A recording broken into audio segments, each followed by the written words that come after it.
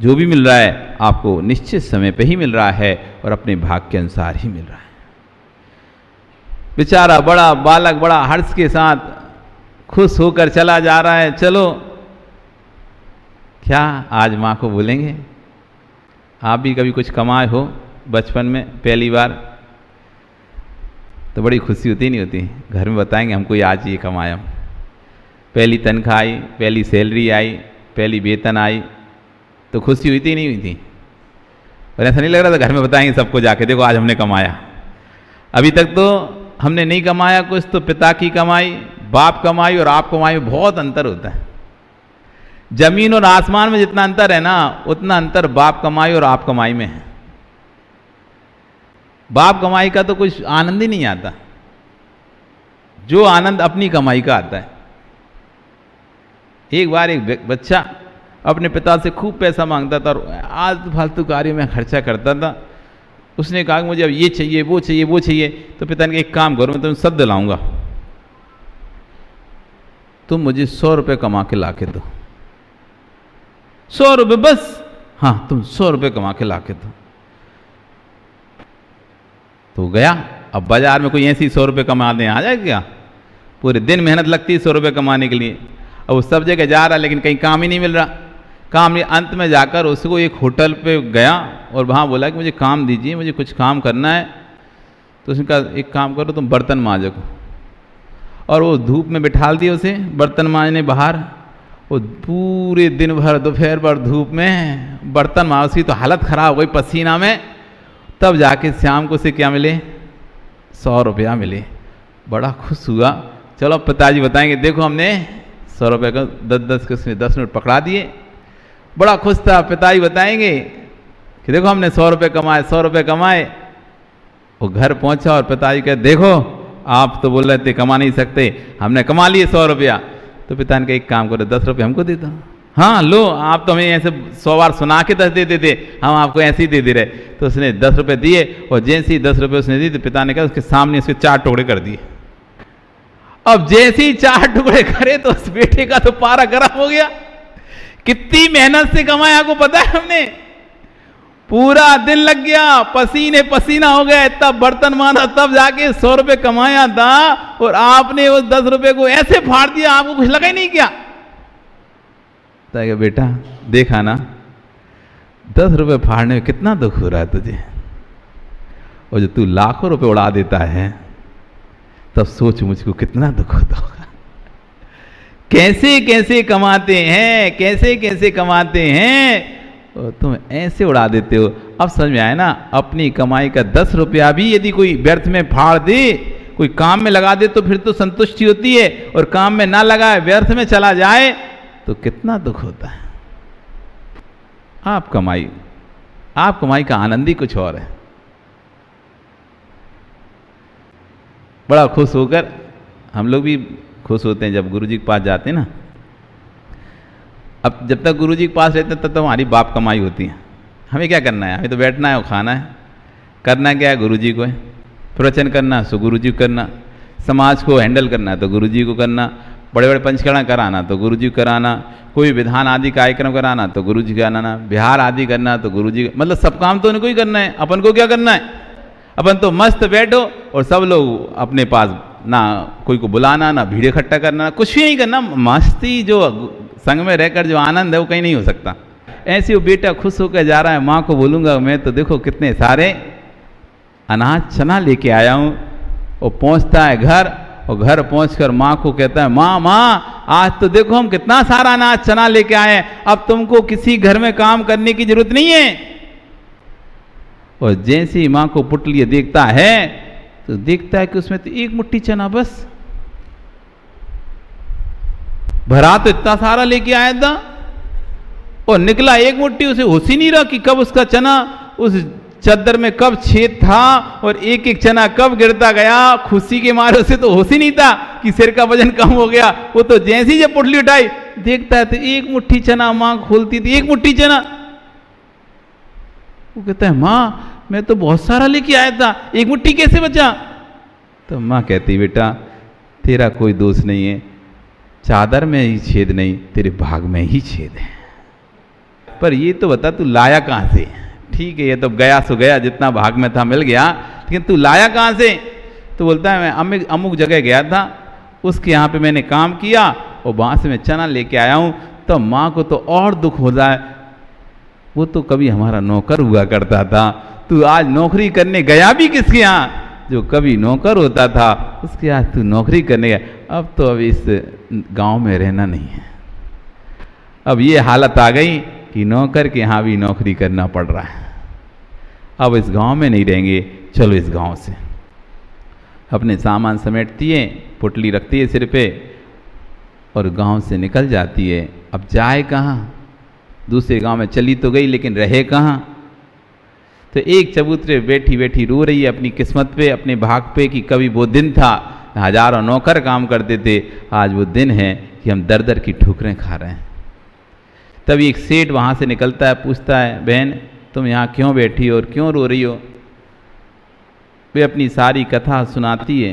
तो कहता है आप चिंता नहीं करो, आप मेरे घर चलो, मेरे घर के पास में एक छोटी सी कुटिया है, झुपड़िया है, तुम उसमें रहना, तुम्हारा बेटा उसमें रहेगा। मेरे घर में मेरी पत्नी का देहांत हो गया तो मेरे बच्चों की देखरेख के लिए कोई है नहीं है, तो आप उन बच्चों की देखरेख करना, क्योंकि मैं तो व्यापार में अधिकतर समय निकालता हूँ, तो बच्चों की अच्छे देखने के नहीं, इस कारण से वो उद्दंड हो चुके हैं, बहुत ज़्यादा उद्दंड हो चुके हैं और उनको कोई संभाल ही नहीं पाता। कितने लोगों को मैं रख चुका हूँ, सभी लोग भाग जाते हैं उनकी उद्दंडता के कारण। तुम एक काम करो, उन बच्चों को संभालना और बेटा तुम्हारा गाय वगैरह चराता रहेगा। ठीक है, वो स्वीकार कर लेती है और सेठ के साथ चली जाती है। सेठ उसको स्थान दे देता है, झोपड़ी देता था, वहाँ पर उसका रहने की व्यवस्था कर देता है और माँ उधर बच्चों को भोजन आदि कराने का 5-6 संतान थी उसकी, तो 6 संतानों को भोजन आदि कराने का काम करती है। बहुत उद्दंड संतान थी, कभी कुछ करते हैं, तोड़ा फोड़ी ये वो। उद्दंड लड़के समझते हैं कैसे होते हैं, वो बिना माँ के बच्चे तो और ज़्यादा उद्दंड हो जाते हैं। एक दिन क्या हुआ, वो माँ खीर बना रही थी, खीर। तो छोटा बालक पहुँच गया, माँ क्या कर रही है? तो माँ उससे कहती खीर बना रही हूँ। अब उसने तो अभी जब से गरीबी कभी खीर खाई नहीं उसने, तो पहले खाई थी खीर, पहले बनती थी खीर, अब जब पैसा था, अब तो जब से वो पैदा हुए तब से उसने गरीबी देखी। तो गरीबों को कहाँ खीर मिलेगी, कहाँ साली धान मिलेगा, कहाँ बासमती चावल मिलेगा उनको। उसने तो, और उसकी खुशबू तो बहुत गजब की आ रही थी जब खीर बन रही थी। तो वो कहता है माँ क्या बना रही? बच्चों की आदत थी, जहाँ माँ काम करती वहाँ पहुँच जाते हैं। तुम कभी गए सुनील, माँ खाना बना रही, तुम पहुँच गए हो, माँ क्या बन रहा है? तो माँ कहिए मुझे खाना लाओ, दो। ऐसा बोला, मांगा कभी? याद करो। हाँ, वो अच्छा ही पहुँच गया मोतीलाल जी। अब बच्चे तो मन के सच्चे, उन्हें क्या ही पता कि किसके लिए बन रही है, कौन के लिए बन रही है। अब वो तो माँ तो सेठ पुत्रों के लिए बना रही थी, सेठों के पुत्र थे वे, तो उनके लिए तो अच्छा खाना बनाना पड़ता था, तो अच्छा खीर बना रही थी। उसने बच्चे ने कह दिया हमको भी दो ना माँ। अब ये बात उन बच्चों ने सुन ली कि ये नौकर हमारी खीर खाएगा, ये नौकर हमारी खीर खाएगा, इसको खीर खाने का शौक चढ़ा है। और उन बच्चों ने इसको पकड़ा, खूब पिटाई करी उसकी। माँ खूब बचा रही, लेकिन कितना ही बचा पाए, उसको खूब पीटा और उसको हाथ पैर सुझा दिए इस बच्चे के, इतना पीटा। बेचारा जैसे तैसे माँ ने उन बच्चों को छुड़ा के नहीं खिलाएंगे खीर, आप मत मारो इसे, आप इसे मत मारो, हम इसको खीर नहीं देंगे, बिल्कुल भी नहीं देंगे खीर। आप क्यों मार रहे छोटे बच्चे को, छोड़ो छोड़ो छोड़ो। मुश्किल से छुड़ाया और पूरा लाल पीला बच्चा पड़ चुका है, पिट के नहीं, और बैठा बेचारा रो रहा है। माँ भी रो रही है, क्या ही कर सकती है, कोई जा भी नहीं सकता, उसके पास तो कोई ऑप्शन नहीं ना, रहना ही पड़ेगा उसे। तो इधर सेठ जब आता है, उसको देखता है क्या हुआ, बच्चे को देखता, वो समझ जाता है इन बच्चों ने इसकी पिटाई की। पूछता है क्यों की, क्या हुआ? तब माँ कहती कुछ नहीं, बच्चे ने खीर मांग ली थी, बस यही इसकी गलती थी। गरीब के दिन ऐसे ही होते हैं, गरीबी में कोई कुछ भी थोड़ा सा बोल देना तो उल्टा ही होता है उसके साथ। अमीरी में या पुण्य के काल में तुम गलत भी करोगे ना तो तुम्हारे साथ कुछ नहीं होगा, और गरीबी में तुम अच्छा भी करोगे ना वो तुम्हारे साथ गलत होता है। तो कहता है, सेठ कहता है कोई बात नहीं, एक काम करो, आप यहाँ से दूध ले जाओ, चावल ले जाओ, अपनी झोपड़ी में बना के इसको खिला दो। ये बच्चे तो बहुत उद्दंड हैं, मैं तो पहले ही बोला था ये बहुत उद्दंड हैं, ये लोग यहाँ तो खाने नहीं देंगे और ये बेचारा बच्चा इतना रो रहा है और इतनी पिटाई इसकी हो गई है, अब कम से कम इसे खीर तो खिला के थोड़ा इसका मन प्रसन्न करो, तो तुम घर ले जाओ और खीर बना के खिला देना। वो दूध और चावल दे देता है, माँ घर पहुँचती है, बच्चे को चुप करती, बोलती बेटा मैं तुझे खीर बनाऊंगी। अब बच्चे तो ऐसे ही कितनी पिटाई कर देते, उनके मन की चीज़ तो दोबारा से कहती हाँ दिला रहे, तो सब रोना धोना भूल जाते हैं। कितना भी रो रहा हो बच्चा, तुमने कहा वो चॉकलेट के लिए चल रहा है और खूब रो रहा है और खूब रो रहा है, और तुमने जैसे ही कहा हाँ ले चॉकलेट दे रहे, सो चुप हो जाएगा। फिर तो लाओ जल्दी लाओ चॉकलेट चॉकलेट दो चॉकलेट। तो ऐसे उससे जैसे ही कहा कि ठीक है तो रो मत, मैं तुझे खीर बना के खिलाती हूँ, तो बच्चा तो एकदम खुश हो गया कि चलो अब खीर खाने मिलेगी, आज खीर खाने मिलेगी। और माँ ने सामग्री तैयार की, शुद्ध भोजन तैयार किया, शुद्ध घी खीर तैयार की, और बच्चा तो जल्दी दो माँ, जल्दी दो जल्दी दो जल्दी दो। अब माँ सोच रही बच्चा तो एकदम बहुत एक्साइट, मतलब बहुत उत्साहित है खीर खाने, लेकिन खीर तो गर्म है, अभी खाएगा तो क्या मुंह जल जाएगा इतनी जल्दी। अपन कभी कभी जल्दी जल्दी में खा लेते हैं तो क्या होता है, मुंह जलता ही नहीं जलता। जब कोई चीज़ खाने का बहुत रहता है, लाओ जल्दी दो, और जैसे ही मुंह में रखी वो ऐसी जल्दी ना निगल सकते ना उगल सकते, ना तो उसे अंदर ले सकते ना बाहर कर सकते, और मुंह में ही उसको हिलाना पड़ता है, ऐसे करते रहते हैं तो पूरा जीभ जल जाती है। तो माँ समझदार तो कहा इसको खीर अभी देंगे तो ये तो एकदम खाएगा तो मुंह जल जाएगा, इसलिए क्या करें थोड़ा इसको ठंडा होने दें खीर को, पर उसके लिए कुछ बहाना तो चाहिए ठंडा करने के लिए, नहीं तो ये तो मानेगा नहीं। उसने कहा देखो एक काम करो बेटा, तुमको पता है जब तेरे पिता थे तो हम साधु को आहार दिए बिना कभी बाहर नहीं करते थे। गुरु को दे आहार निज फिर करे आहारा, गुरु को दे आहार फिर निज करे आहारा। पहले गुरु को आहार कराते थे, उसके बाद खुद आहार करते थे। जब तक गुरु के आहार नहीं होते थे हम आहार नहीं करते थे, भोजन नहीं करते थे। इसलिए एक काम करो, कितने सालों बाद तो हमने खीर बनाई है, मैं पानी लेने जाती हूँ, तब तक तुम इंतजार करो, कोई महाराज यहाँ से निकले तो उन्हें रोक लेना। उसे तो बहाना देना था कुछ, तो तब तक ठंडे कोई महाराज निकले तो यहाँ रोक लेना, अपन उनको खीर खिला के फिर खीर खाएंगे। वो कहता है ठीक है माँ ठीक है। और माँ पानी लेने घड़ा लेके कुएं पे पानी लेने चली गई, अपना बर्तन लेके स्टील का, और पानी लेने चली गई, घड़ा लेके जो भी चली गई। अब इधर क्या हुआ, बेटा बैठा हुआ है घर के द्वारे पर, सोच रहा है जल्दी से कोई महाराज आए तो माँ ने कहा उन्हें खीर देके फिर तुझे खीर दूंगी। उसे तो नहीं जानता क्या पड़गान होता है, वो कोई महाराज को बस इतना है कि बेगम महाराज होते हैं, तो उनको जानता था भाई वो आएँ और उनको खीर खिला के हम खीर खाएं। तभी एक मासोबासी महाराज एक मास के उपवास के बाद विधि लेकर निकले थे, जो सिर पर पानी से भरा हुआ घट रखकर पड़घान करेगा, उसी के यहाँ मैं अपना आज आहार करूँगा, अन्यथा आज फिर से एक माह को उपवास करके बैठूँगा। ऐसा करके वो निकले, नगर में घूम रहे थे, जगह जगह विधि लोग मिला रहे थे, लेकिन विधि नहीं मिल रही थी। और अब वो वापस जंगल की ओर जाने ही वाले थे, रास्ते में इसका घर पड़ता था, तो वहीं से निकल रहे थे तो बच्चे को दूर से दिख गए महाराज आते हुए। बड़ा खुश हो गए, लो अब तो खीर पक्का खाने मिले, महाराज भी आ गए। माँ ने बोला था तो महाराज भी आ गए, तो बढ़िया वो इंतजार कर रहा है। जैसे जैसे महाराज नज़दीक आते जा रहे हैं वैसे वैसे उसकी खुशी बढ़ती चली जा रही है। क्या बढ़ती जा रही है? खुशी बढ़ती चली जा रही है, खुश होता चला जा रहा है कि चलो अब खीर खाने मिलेगी, अब खीर खाने मिलेगी, अब खीर खाने मिलेगी। और जैसे ही नज़दीक महाराज आते हैं तो खड़ा हो जाता है, रुको महाराज जी। महाराज रुक जाते हैं, महाराज रुको, आगे मत जाओ, मेरी माँ ने खीर बनाई है, आप खीर खा के जाना। अब उसे थोड़ी ना पता कि पड़ गया तो ये तो नवदा भक्ति के बिना रुकते नहीं हैं, जब तक नवदा भक्ति ना हो तो किसी के यहाँ आहार नहीं करते हैं। मेरी माँ ने खीर बनाई है, आप खीर खा के जाना। तो महाराज को हंसी आ रही कि ऐसे थोड़ी ना रुक सकते हैं। तो महाराज आगे बढ़ने लगे, तो ये दौड़ के फिर आगे जाता है, रुको महाराज आप खीर खा के जाना, मेरी माँ ने बहुत अच्छी खीर बनाती है, मेरी माँ, खीर खा के जाना।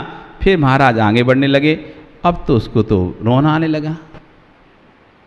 अब बच्चों को तो बात नहीं माने, जरा में रोना आने लगता है। अब रोने लगा, नहीं महाराज आप नहीं जाओगे, खीर खा के ही जाओगे। अब महाराज कैसे रुके खीर खाने के लिए? अब महाराज फिर आ गए, अब उसने तो पैर पकड़ लिया महाराज का, नहीं हम नहीं जाने देंगे, नहीं तो माँ हमको खीर नहीं देगी, इतनी मुश्किल से तो खीर खाने मिलनी है हमको, और आप चले जाओगे तो हमें खीर खाने नहीं मिलेगी। वो पैर पकड़ के रो रहा है। अब महाराज आगे बढ़ भी नहीं पा रहे, अब उसको पैर भी नहीं छुड़ा पा रहे, कैसे छुड़ाएं? अब उसने तो पैर पकड़ लिया। तभी माँ इधर सिर पर घट लेकर आ रहे हैं। वो जैसी देखती कि बच्चा तो देखो महाराज के चरणों में पड़ा है, गदगद हो जाती है कि ओहो कि बालक तो देखो महाराज के चरण पकड़ा हुआ है। और जैसी आती है वो तुरंत हे स्वामी, उसे तो पता था ना विधि क्या होती है, उसे पता था, बच्चे को तो नहीं पता लेकिन माँ को पता है। हे स्वामी नमोस्तु नमोस्तु, अत्रो अत्रो तिष्ठो तिष्ठो, मन शुद्धि वचन शुद्धि काय शुद्धि। वो महाराज की विधि तो यही थी कि सिर पर कोई घट लेकर पड़गाएगा भरा तो पड़क जाएंगे। वो पड़गान हो गया। पड़गान होकर अंदर प्रवेश करते हैं। प्रवेश किया, अब बेटा तो बाहर बैठा है, अब उसे तो कुछ विधि पता भी नहीं था, तो बैठा है अपने द्वारे पर। माँ पूजन आदि करती है, पात प्रक्षालन पूजन आदि करके आहार का निवेदन करती है। और क्या करती है, वो 3 पार्ट में उस खिचड़ी को, वो खीर को 3 भाग में 3 कटोरों में डाल लेती है। 1 कटोरे का खीर महाराज को दे देगी, 1 कटोरी खीर बेटे को, और 1 कटोरी खीर खुद के लिए। ऐसे 3 कटोरों में उसको खीर को डिवाइड कर लेती है। बेटा सब वहाँ पे बैठा बैठा देख रहा है। महाराज जी अपने खड़े हुए खीर लेना चालू किया। एक चम्मच, 2 चम्मच, 3 चम्मच, 4 चम्मच, वो खीर खत्म होने लगी। तो खीर खत्म हुई और महाराज तो अपना आहार कर रहे हैं। उन्हें क्या मतलब तुम्हारे पास कितना बना है क्या नहीं बना, तो अपना आहार कर रहे हैं।